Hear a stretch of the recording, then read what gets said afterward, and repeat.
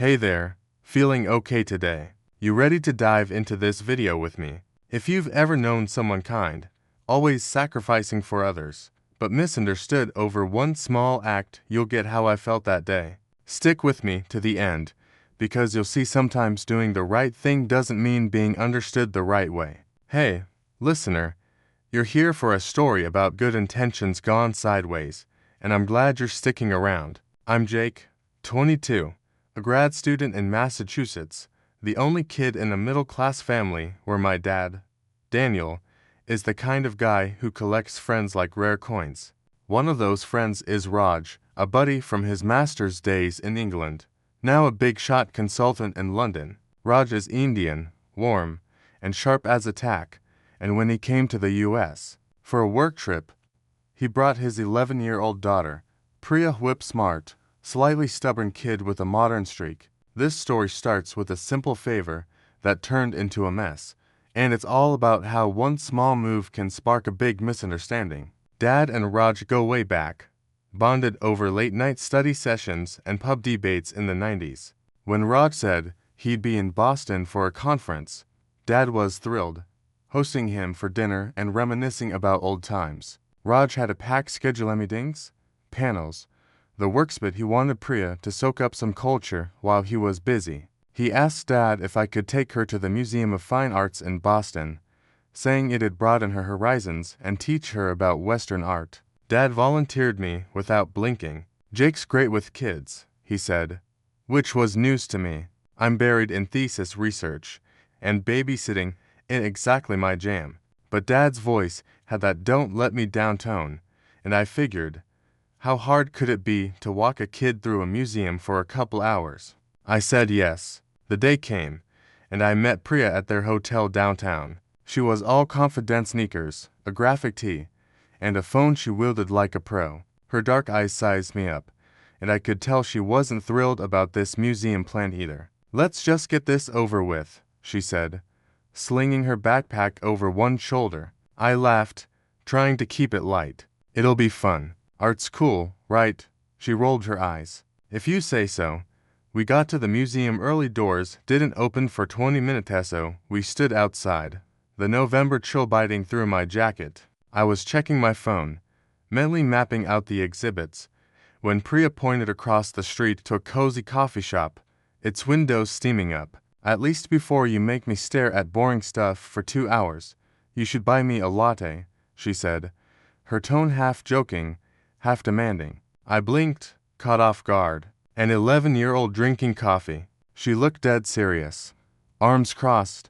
You're allowed to have coffee? I asked, keeping my voice neutral. Priya nodded, like it was no big deal. Yeah, my dad lets me. Oat milk latte. Decaf if they have it. It's like my thing.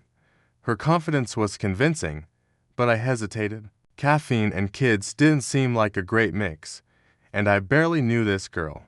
What if she was exaggerating? I didn't want to be the guy who gave a kid a sugar and caffeine buzz and sent her back to her dad wired. I'm cautious by nature, probably too much, thanks to years of my dad drilling think before you act into me.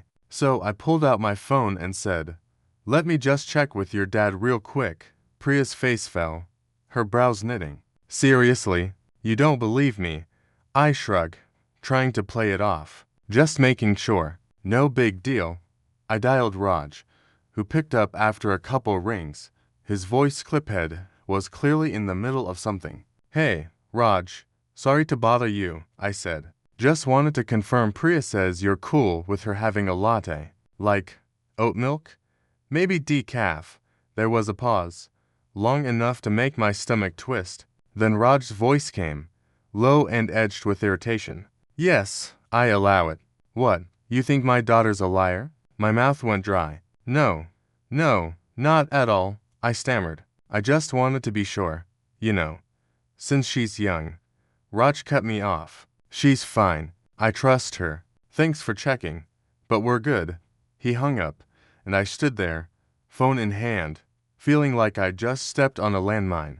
Priya was staring at me, her expression a mix of hurt and defiance. Told you, she muttered, kicking a pebble on the sidewalk. The museum doors opened, but the air between us was already heavy, and I hadn't even bought the latte yet. Listener, I thought I was being careful, doing the right thing. But that one call turned a simple day into something way more complicated. Stay with me, things are about to get trickier, and the museum's just the start. The sting of Raj's words, "You think my daughter's a liar," hung over Jake like a cloud as he led Priya across the street to the coffee shop. He meant to be cautious, not accusatory, but that phone call had turned a simple favor into a minefield. Inside the cozy cafe, all warm wood and hissing espresso machines, Jake ordered Priya's oat milk latte, decaf, as she'd specified, and a black coffee for himself. The barista slid the cups over, and Jake handed Priya hers, hoping it might break the ice. She took it with a curt thanks, her eyes glued to her phone, scrolling through some app with lightning-fast thumbs. Jake sipped his coffee, replaying Raj's tone, wondering how a quick check had gone so wrong. The silence between them was louder than the cafe's chatter. Priya didn't look up, her face lit by the screen, and Jake didn't push. He was still rattled, second-guessing his decision to call Raj. He hadn't thought Priya was lying, just that 11-year-olds might stretch the truth, and caffeine seemed like a big deal for a kid. But Raj's reaction, sharp and defensive, made Jake feel like he'd insulted their whole family. He wanted to fix it, to make the day go smoothly, but Priya's closed-off vibe wasn't helping. They finished their drinks and headed to the Museum of Fine Arts, the grand building looming under a gray Boston sky. The doors had just opened, and Jake hoped the art might reset the mood. Inside, the museum's quiet halls felt like a refuge, all polished floors and soft lighting. Priya trailed behind, her sneakers squeaking, her expression screaming boredom. Jake tried to engage her, pointing out a vibrant Monet water lily painting. "This guy painted light, not just flowers," he said, keeping it casual. Priya shrugged, barely glancing up. "Looks like a pond." Jake bit back a sigh. He loved art, studied it as an undergrad, even wrote papers on Van Gogh's brushstrokes, but babysitting a sulky preteen wasn't the same as geeking out in a seminar. He led her through galleries, from impressionist to contemporary works, keeping his commentary short, not wanting to lecture. Then, something shifted. In the modern art wing, Priya stopped at a stark black and white canvas, a minimalist piece that Jake had always found cold. "Why is there no color?" she asked, her voice curious, not snarky. Jake paused, surprised. "The artist wanted you to focus on shapes, not get distracted by color. It's like stripping a story to its bones." Priya tilted her head, studying it. "Weird, but kinda cool." Jake hid a smile, sensing an opening. He guided her to a Basquiat painting, its wild lines and graffiti vibe closer to the TikTok aesthetic she'd mentioned. "This guy mixed street art with big ideas," he said. "You've probably seen his stuff online." Her eyes lit up. "Yeah, I have." From there, Priya thawed. She started asking questions. Is that guy in the painting sad? About a Munch portrait? Or why is everything so shiny?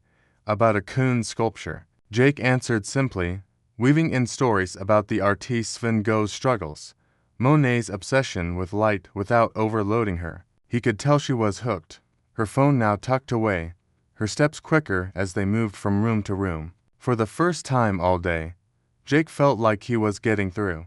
The awkward coffee moment faded, and he thought maybe, just maybe, he'd pulled this off. Priya even laughed when he joked about a statue looking like it was mid-sneeze. "You're not that boring," she said, smirking. The visit wrapped after 2 hours, both of them a little tired, but in better spirits. They grabbed a cab back to the hotel, Priya chattering about a neon installation she'd loved. "I'm gonna look that artist up," she said, and Jake felt a small swell of pride. He'd done it, shown her something new, maybe even sparked a curiosity. At the hotel, Priya gave him a quick nod, a sly thanks, Jake, before darting to the elevator. Jake grinned, thinking the day had ended on a high note. Then he saw Raj. Raj was waiting in the lobby, his suit crisp despite a long day. Jake waved, expecting a warm handshake, but Raj's face was tight, his smile thin. "Jake, thanks for taking Priya," he said, his voice polite but cool. She enjoyed it. There was no real warmth, no invite to chat about the museum. Jake mumbled, "No problem, she's a cool kid." But Raj's nod was curt, his eyes already elsewhere. "Safe travels," Raj added, turning away. The dismissal hit like a slap. No mention of the latte call, but Jake knew it was there, a silent wedge between them. Listener, Jake thought he'd smooth things over with Priya, but Raj's coldness says otherwise. What started as a careful move is now a full-blown misunderstanding. Stay with meth fallout's coming, and it's bigger than a cup of coffee. Back home in Massachusetts, that evening, Jake slumped on the couch, still rattled by Raj's cold farewell. The museum trip with Priya had ended on a high note, so he'd thought. Her questions, her sly thanks, Jake, had felt like a win. But Raj's distant demeanor at the hotel lingered like a bad aftertaste. Needing to unpack it, Jake turned to his dad, Daniel, who was sipping tea in the kitchen, flipping through a history book. "Dad, I messed up today," Jake started, and spilled the whole store latte request, the call to Raj, the museum, and that chilly goodbye. He expected a lecture, but Daniel just listened, his eyes crinkling with a small smile. When Jake finished, Daniel set his mug down. "You had good intentions, son," he said, his voice calm. "But sometimes, how you show them matters more than what you mean." Calling Raj to check on the latte. To him, it probably felt like you didn't trust Priya's word or his parenting. Jake blinked, the words sinking in. "I wasn't calling her a liar," he said, defensive. She's 11. Caffeine's a thing, right?" Daniel nodded. "Sure, but to Raj, it wasn't about coffee. It was about his daughter's honesty, his judgment as a dad. You didn't mean to question that, but that's how it landed." Jake leaned back, staring at the ceiling. He hadn't seen it that way. In his head, the call was a quick safety check, a responsible move for a kid he barely knew. He'd been raised to double-check, to think ahead his dad's mantra of better safe than sorry. But Daniel's point hit hard.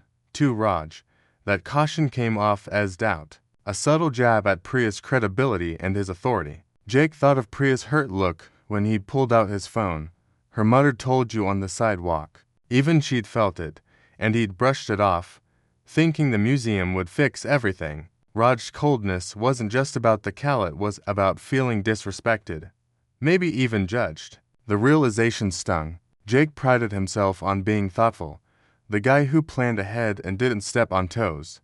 But this time, his carefulness had backfired.